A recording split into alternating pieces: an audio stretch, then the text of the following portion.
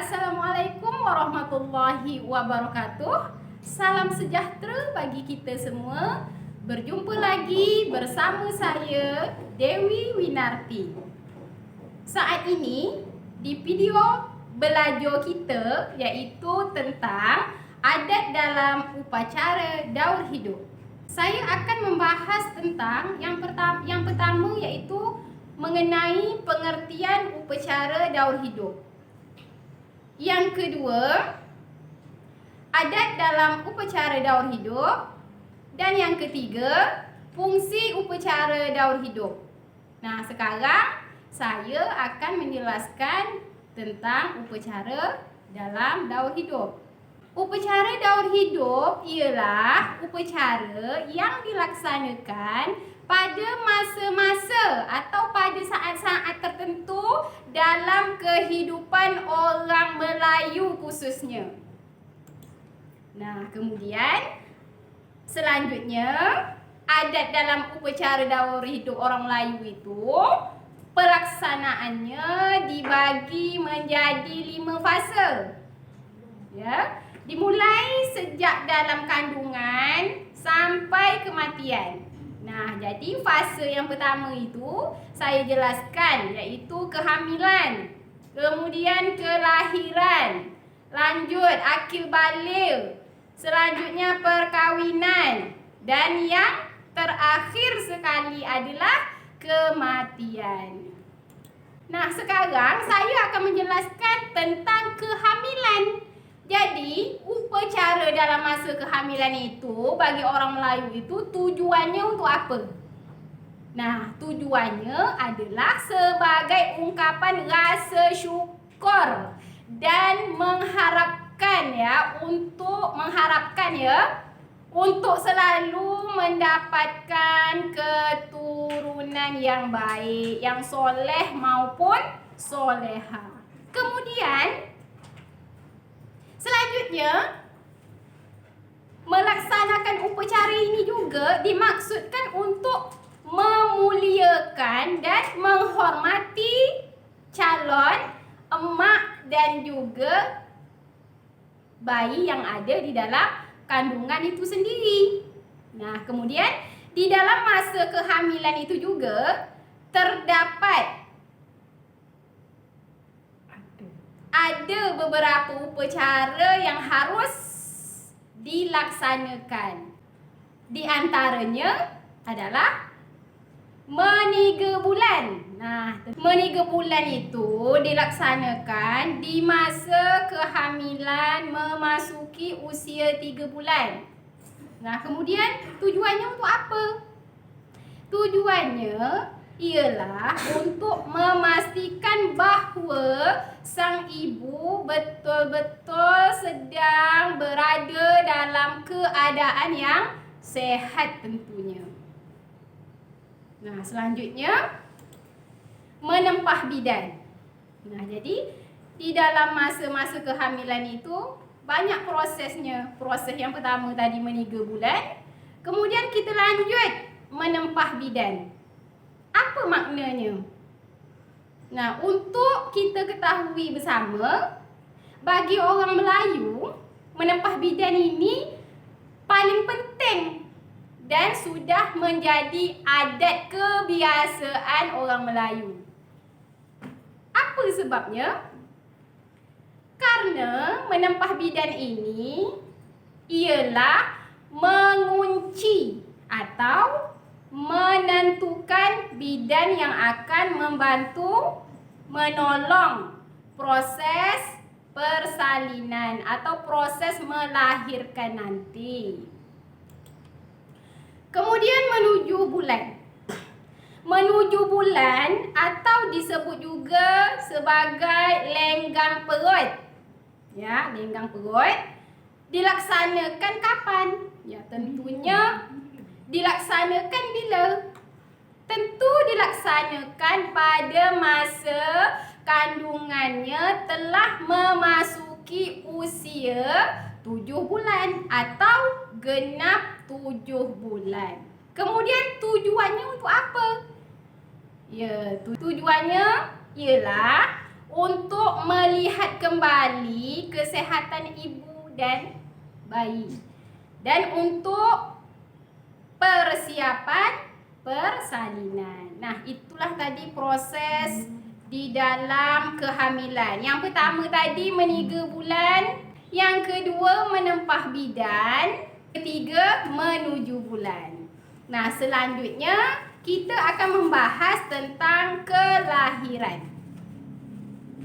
Kemudian, adat di dalam kelahiran ini ialah aturan-aturan, ya. Adat di dalam kelahiran ini adalah aturan-aturan, tatanan dan tradisi yang dilakukan pada saat bayi itu menginjak usia 60 hari. Kemudian pelaksanaannya ini untuk apa tujuannya? Tujuannya adalah sebagai rasa syukur atas kelahiran sang bayi, kemudian doa atas keselamatan dan kesehatan sang ibu, dan juga sebagai pemberitahuan kepada anggota keluarga lainnya.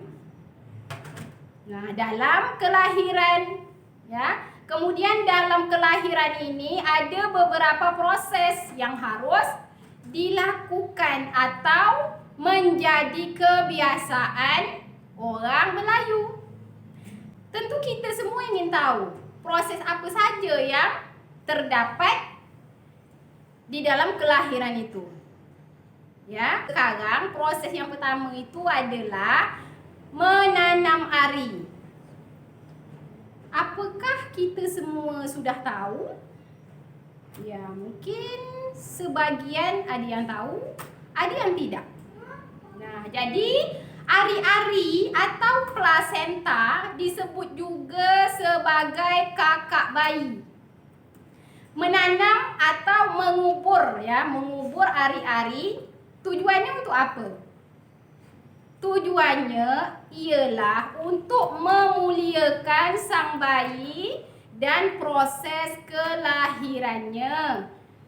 Macam mana caranya? Cara yang pertama, ari-ari itu dibersihkan, kemudian dimasukkan ke dalam periuk. Periuknya tentu periuk tanah. Disertai dengan asam dan garam. Lalu disimpan dan dijaga dengan baik. Penguburannya biasanya dilaksanakan beberapa saat setelah kelahiran. Nah, sekarang ya kita lanjut ke tanggal pusat namanya. Upacara ini dilaksanakan setelah bayi tanggal pusat pada hari keberapa?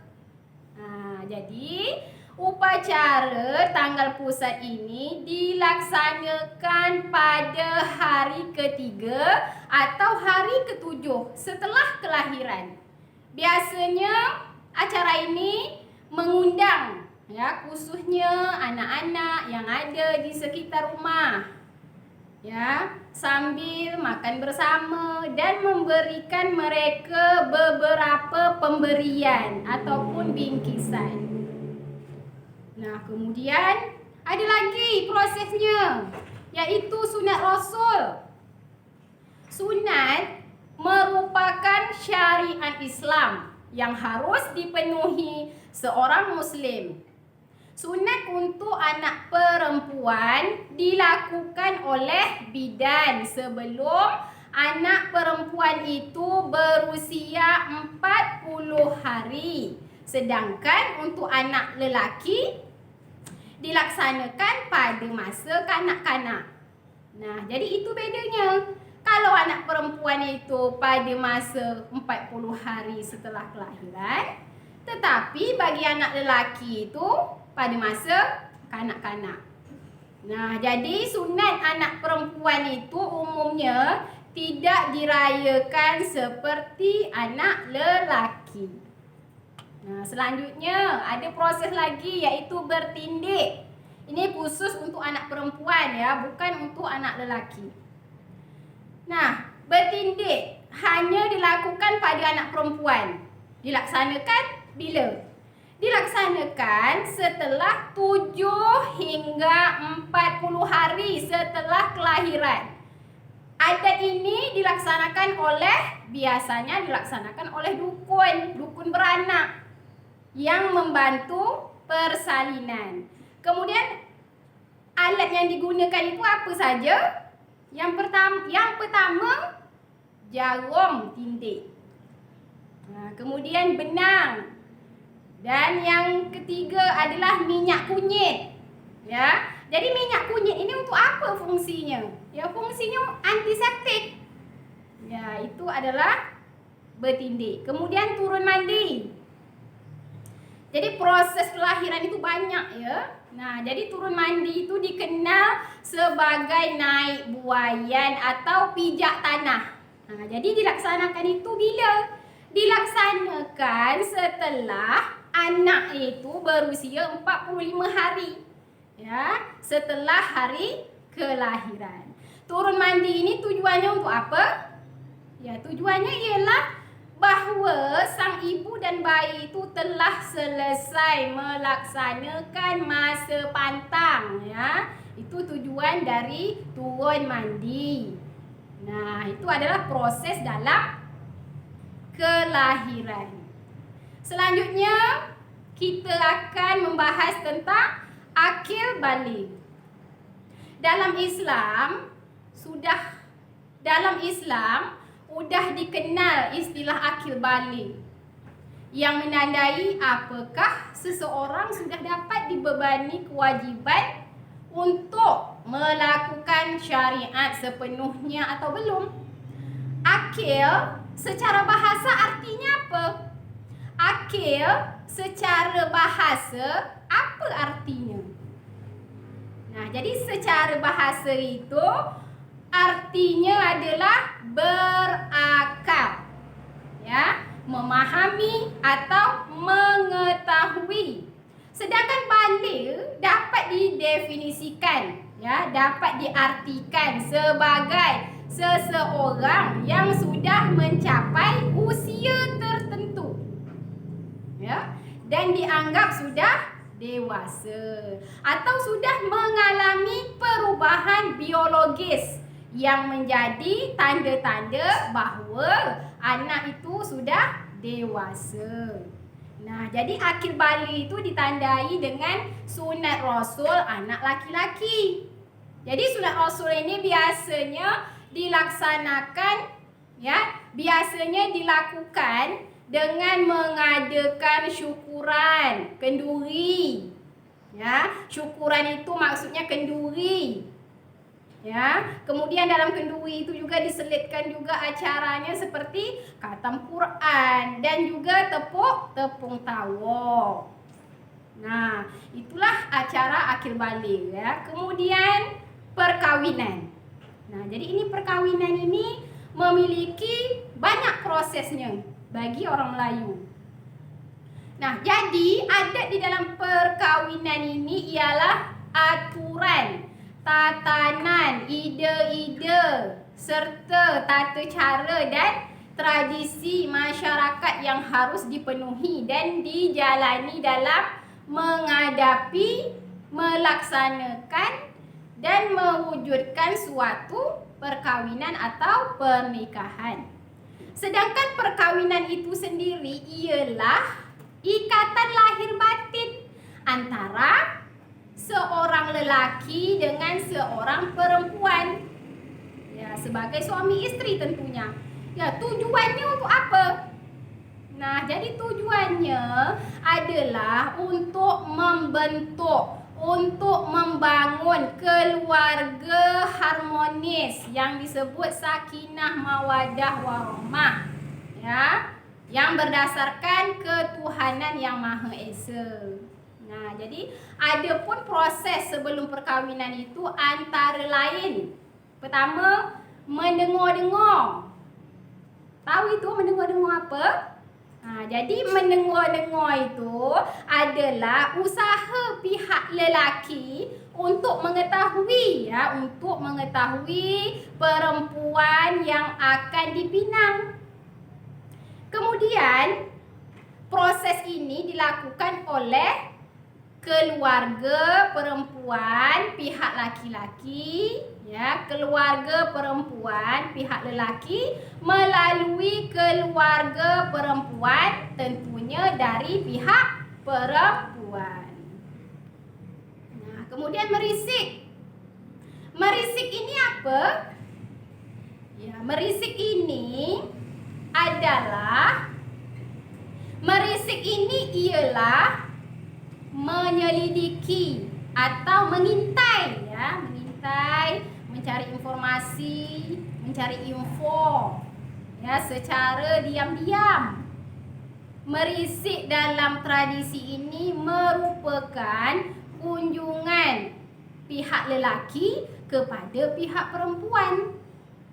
Untuk apa tujuannya? Ya, tentu tujuannya adalah untuk tahu lebih jauh lagi mengenai perempuan yang akan dipinang. Nah, selanjutnya setelah merisik, meminang. Meminang dilakukan oleh pihak lelaki tentunya dengan mengirimkan perutusan kepada pihak perempuan dengan membawa tepak. Jadi isi tepak itu apa aja? Nah, jadi isi tepak sirih itu meliputi daun sirih, kapau, gambei, dan pinang.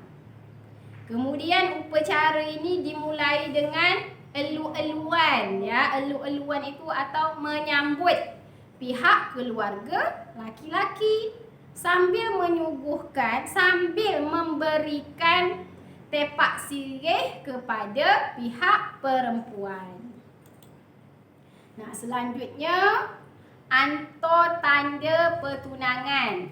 Anto tanda. Upacara ini dilaksanakan setelah pinangan diterima tentunya. Oleh siapa? Ya, tentunya oleh pihak perempuan dengan antaran pokok. Ya, ada antaran pokok, ada antaran pengiring, ada antaran pelengkap. Nah, sekarang kita bahas apa itu antaran pokok. Seperti nampak di foto, yang pertama itu antaran pokok itu ada tepak, sirih, pinang, kapur, gambei, keris, bunga rampai dan cincin belah rotan. Tentunya terbuat dari emas, bukan dari perak, bukan emas asli juga. Nah, kemudian ada lagi antaran pengiring. Seperti yang ada di foto yang kedua itu terdiri dari pakaian lengkap khususnya, alat-alat rias dan handuk. Kemudian ada lagi yang terakhir itu namanya antaran pelengkap. Terdiri dari kue-kue dan buah-buah. Nah, jadi selanjutnya adalah anto belanja. Ini yang paling ditunggu-tunggu, anto belanja. Nah, jadi anto belanja ini bentuk dari kekompakan, kekompakan dalam membantu pihak keluarga perempuan. Ya, khususnya yang anto belanja ini siapa? Ya, tentunya pihak laki-laki mengantar ke pihak perempuan. Nah, dengan mengantar sejumlah uang hantaran yang disetujui bersama-sama dan sekaligus membicarakan atau berbual-bual tentang waktu pelaksanaan acara pernikahan tersebut. Nah, selanjutnya duit sudah diterima, sekarang lanjut berinai. Berinai ini apa? Berinai dilaksanakan pada malam hari, disebut juga dengan malam berinai atau istilah lain adalah inai curi. Nah, jadi inai curi itu apa? Proses dimulai pada yang pertama, dimulai pada jari manis. Kemudian yang pertama dimulai pada jari manis, kemudian jari kelingking, jari tengah, jari telunjuk, dan yang terakhir baru jari ibu. Nah, itu adalah berinai ataupun inai curi. Selanjutnya berandam. Nah, jadi berandam ini dilakukan oleh pengantin perempuan. Pengantin lelaki tidak diandam. Ya, tujuannya untuk apa? Tujuannya adalah untuk membersihkan dari bulu-bulu, ya, bulu-bulu roma yang ada di sekitar wajah. Ya. Kemudian berandam ini meliputi, ya, mencukur dan memotong anak rambut dan pelipis.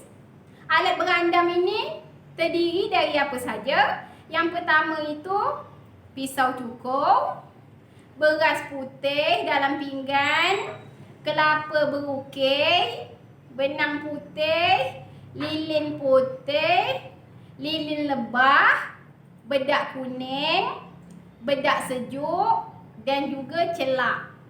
Ya, jadi berandam ini dilakukan oleh, tentunya yang melakukan ini adalah mak andam.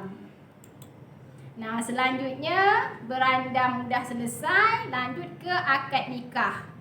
Akad nikah atau ijab kabul merupakan suatu proses ikatan suci berupa janji suci antara lelaki dengan wali dari perempuan yang dilakukan berdasarkan syariat Islam tentunya.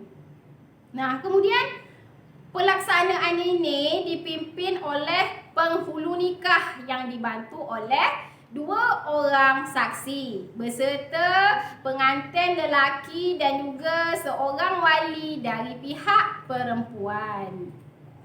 Nah, selanjutnya setelah akad nikah selesai, masuk ke acara selanjutnya iaitu tepuk-tepung tawar. Nah, jadi tepuk-tepung tawar ini adalah salah satu acara sakral dalam upacara seperti perkahwinan, pelantikan, sunat rasul, pergi haji atau umrah. Nah, itu adalah acara-acara yang sering dilakukan, ya. Kemudian nama tepuk-tepung tawar ini berupa tepung beras yang dicahar dengan air. Maksudnya yang dicampur dengan air. Tepung tawar ini dilakukan sebagai pelambangan mencurahkan rasa kegembiraan dan sebagai mencurahkan rasa sukacita dan sebagai rasa syukur atas keberhasilan hajat, acara atau niat yang telah dilakukan. Ya. Nah, sekarang kita masuk ke acara berikutnya iaitu hari langsung. Kemudian hari langsung ini, ya, hari langsung atau bersanding merupakan hari langsung atau hari bersanding ialah puncak dari proses perkahwinan. Adapun serangkaian acara yang dilaksanakan iaitu yang pertama, khatam Quran, yang kedua, berarak, yang ketiga, membuka pintu, yang keempat, bersanding, dan yang kelima, menyembah mertua.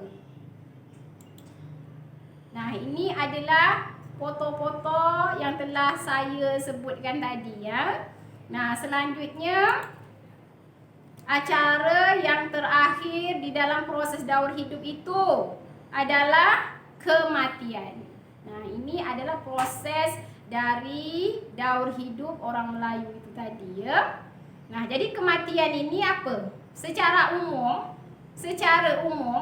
upacara kematian ini dilakukan oleh secara umum. Upacara kematian dilaksanakan oleh orang Melayu ya dengan apa? Yasinan dan juga kenduri yang dilaksanakan berdasarkan masa-masa tertentu. Ya, misalnya dalam kematian itu meniga hari, ya tentunya hari ketiga setelah arwah. Ya, kemudian meniga hari itu ialah hari ketiga setelah kematian.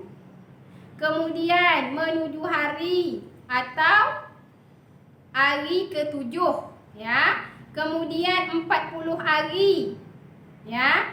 Hari ke-40 tentunya. Dan ada lagi ya 100 hari atau hari ke-100 setelah kematian. Kemudian beberapa tradisi yang dilakukan pada masa ini di antaranya ziarah kubur dan menambak. Nah, jadi ziarah kubur itu merupakan kebiasaan yang dilakukan pada saat menjelang Ramadan. Nah, kemudian dilanjut lagi setelah Idul Fitri. Kemudian menambak. Menambak itu sama dengan meninggikan tanah kubur. Merupakan tradisi yang terdapat pada suku Talang Mamak. Nah, itu dia ya. Selanjutnya kita masuk poin berikutnya, iaitu fungsi upacara daur hidup. Nah, tentunya fungsi yang pertama itu adalah keagamaan. Nah, jadi yang kita bahas tadi itu ya mengenai daur hidup orang Melayu itu ya tidak lepas dari fungsi agama. Jadi upacara di dalam daur hidup itu sangat berkaitan erat dengan syariat Islam tentunya. Hal ini menandakan bahawa orang Melayu dalam menjalankan aktivitas ya, menjalankan kegiatan kehidupannya sehari-hari selalu berasaskan agama tentunya. Nah, kemudian selain fungsi agama, yang kedua itu fungsi sosial. Ya, jadi orang Melayu itu sangat memperhatikan fungsi sosial. Yang pertama, gotong royong. Nah, jadi dalam sosial itu gotong royong itu sangat penting. Ya, contohnya seperti melaksanakan upacara perkawinan. Nah, jadi kalau misalnya ada orang nikah, ya, ada orang nikah di suatu tempat di kampung kita misalnya, entah itu tetangga kita, saudara mara kita, kawan kita. Nah, jadi gotong royong ini sangat penting. Ya, tujuannya untuk apa? Saling membantu. Ya, seperti misalnya membantu dalam menegakkan tenda, ya, membantu dalam menyiapkan makanan-makanan, membantu dalam mencuci piring dan lain-lain sebagainya. Banyak lagi kerja-kerja yang terdapat di dalam pelaksanaan upacara pernikahan itu tadi. Nah, selanjutnya yang kedua tadi gotong royong, musyawarah mufakat. Nah, jadi di dalam acara perkawinan itu atau pernikahan itu, ya, terlebih dahulu harus membuat kesepakatan. Siapa yang nyuci piring, siapa yang menegakkan tenda, siapa yang motong daging, ya, siapa yang membersihkan pinggan mangkuk dan lain-lain sebagainya. Nah, itulah suara mufakat itu tadi. Jadi adanya kebersamaan, kemufakatan antara jiran, jiran, keluarga, teman dan lain-lain sebagainya. Jadi kekawan kita pun ikut membantu kalau misalnya kita melakukan kegiatan tersebut. Nah, selanjutnya yang ketiga itu meningkatkan hubungan kekerabatan. Nah, jadi fungsi upacara daur hidup Yang terakhir itu, sosial itu meningkatkan hubungan kekerabatan antara siapa? Tentunya antara keluarga, saudara jauh, saudara dekat, kawan-kawan yang jauh, kawan-kawan yang dekat, dan lain-lain sebagainya. Intinya, ya, hubungan silaturahim ini tetap terjaga antara yang satu dengan yang lainnya. Nah, itulah tadi penjelasan saya tentang adat dalam upacara daur hidup. Semoga penjelasan tadi banyak manfaatnya untuk kita semua. Ya, terutamanya menambahkan wawasan kita juga. Nah, sebelum saya tutup, ada sikit pantun yang ingin saya sampaikan. Lebat daun si bunga tanjung, berbau harum si bunga cempaka. Adat dijaga, pusaka dijunjung, baru terpelihara adat pusaka. Nah, terima kasih atas perhatiannya. Wassalamualaikum warahmatullahi wabarakatuh. Sampai jumpa di video belajar berikutnya.